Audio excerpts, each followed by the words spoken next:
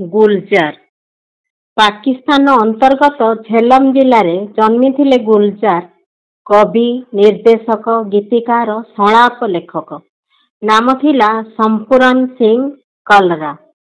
ଜନ୍ମ ମାସ ଅଗଷ୍ଟ 18, 1934 ମସିହା। ଦେଶ ବିଭାଜନ ପରେ ପରିବାର ଆସିଲେ ଭାରତ। ପାଠେ ବନ୍ଧା ହେଲା ଡୋର।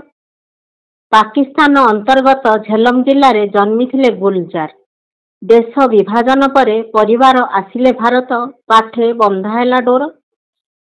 ଗାଡ଼ି ରଙ୍ଗ ଦେଉ ଦେଉ ରଙ୍ଗୀନ ଜୀବନ। ଲେଖାଲେଖି ପାଇଁ ହେଲା ମନ। ପଦ୍ମଭୂଷଣ, ଦାଦା ସାହେବ ଫାଲକେ, ଗ୍ରାମୀ ଅନେକ ସମ୍ମାନ ପରେ ପାଇଥିଲେ ଜ୍ଞାନପୀଠ ମାନ। ଗାଡ଼ି ରଙ୍ଗ ଦେଉ ଦେଉ ରଙ୍ଗୀନ ଜୀବନ। ଲେଖାଲେଖି ପାଇଁ ହେଲା ମନ। ପାଇଥିଲେ ଜ୍ଞାନପୀଠ ମାନ।